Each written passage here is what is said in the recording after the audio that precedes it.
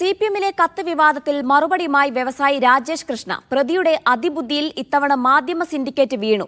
രേഖകൾ ചോദിച്ചാൽ കൈരേഖ അല്ലാതെ ഒന്നും കാണിക്കാൻ ഷർഷാദിനുണ്ടാകില്ല. തനിക്കെതിരെ വാർത്ത വന്നാൽ പ്രാധാന്യമില്ലാത്തതുകൊണ്ടാണ് സിപിഎമ്മിനെയും സംസ്ഥാന സെക്രട്ടറിയുടെ കുടുംബത്തെയും ചേർത്തുവച്ചത്. ഏത് അന്വേഷണത്തെയും സ്വാഗതം ചെയ്യുന്നുവെന്നും രാജേഷ് കൃഷ്ണ ഫേസ്ബുക്കിൽ പ്രതികരിച്ചു. സെയ്ഫ് സെനുലാബ്ദീൻ ചേർന്നുണ്ട് വിശദാംശങ്ങൾ നൽകാനായി. സെയ്ഫ്, എന്താണ് രാജേഷ് കൃഷ്ണയുടെ മറുപടി? ഫേസ്ബുക്കിൽ പോസ്റ്റിന്റെ ഉള്ളടക്കം എന്താണ്?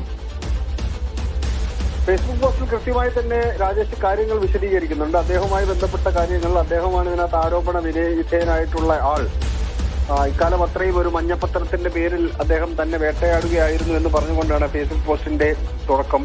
എന്തുകൊണ്ട് അയാൾക്കെതിരെ നിയമ നടപടി സ്വീകരിക്കുന്നില്ല എന്ന് പലരും തന്നോട് ചോദിച്ചിരുന്നു. അതിന്റെ അടിസ്ഥാനത്തിലാണ് ഡൽഹി ഹൈക്കോടതിയിൽ അദ്ദേഹത്തിനെതിരെ 10 കോടി രൂപയ്ക്ക് മാനനഷ്ട കേസ് താൻ ഫയൽ ചെയ്തത്. ഇതിന് പിന്നാലെ ഒരു മാധ്യമത്തിന്റെ റിപ്പോർട്ടിനെ പുറത്തിറക്കിക്കൊണ്ട് ഒരു കള്ളവാർത്ത ചമക്കുകയാണ് ചെയ്തത് എന്നുള്ളതാണ് രാജേഷ് ഫേസ്ബുക്ക് പോസ്റ്റിൽ പറയുന്നത്. ഈ കത്തിനൊരു പുതുമയില്ല എന്നുള്ളതാണ് ഈ പോസ്റ്റിന്റെ ഒരു രത്ന ചുരുക്കമായി നമുക്ക് പറയാൻ കഴിയുക. രാജേഷ് പറയുന്നത് അങ്ങനെയാണ്. 2022 മുതൽ ഈ കത്ത് മലയാളത്തിൽ പലയിടങ്ങളിലും വന്നിട്ടുണ്ട്.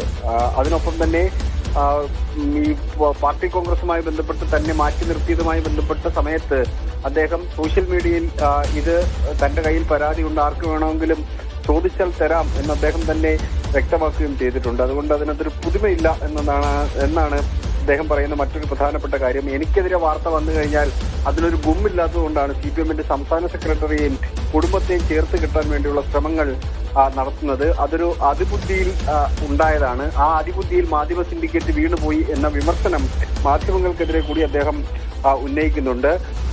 ഏത് അന്വേഷണത്തെ താൻ സ്വാഗതം ചെയ്യുകയാണ്. കഴിഞ്ഞ 25 വർഷമായിട്ട് താൻ ഇംഗ്ലണ്ടിലാണ് താമസം. ഒരു വോട്ട് ചെയ്യാൻ വേണ്ടി മാത്രം ഇന്ത്യൻ പാസ്പോർട്ട് നിലനിർത്തുന്ന ആളാണ് താൻ എന്ന് അദ്ദേഹം വിശദീകരിക്കുന്നുണ്ട്. പാർട്ടിയുടെ മെമ്പർഷിപ്പുമായി ബന്ധപ്പെട്ട കാര്യങ്ങൾ പറയുന്നുണ്ട്. പിന്നീടുള്ള ഒരു പ്രധാനപ്പെട്ട വാചകമാണ് പണ്ട് പറഞ്ഞത് വീണ്ടും ആവർത്തിക്കുന്നു, അവൾക്കൊപ്പം എന്ന ഹാഷ്ടാഗിനുള്ള ഒരു വരി മാത്രമല്ല എനിക്ക് എന്ന് പറഞ്ഞുകൊണ്ട് അതിജീവിതയായ നടി ആക്രമിക്കപ്പെട്ടതിലെ അതിജീവിതയായ നടിയുടെ പേര് തിരിച്ചു വരാനിടയായ ഒരു ചിത്രമുണ്ട്. എനിക്കൊരു പ്രേമമുണ്ടായിരുന്നു എന്ന തരത്തിൽ ഒരു സിനിമയുടെ നിർമ്മാതാവ് കൂടിയായിരുന്നു രാജേഷ് കൃഷ്ണ. അത് അദ്ദേഹം ഉദ്ദേശിക്കുന്നത് ഒരുപക്ഷെ രത്തിനുമായി ബന്ധപ്പെട്ട വിഷയമായിരിക്കാം.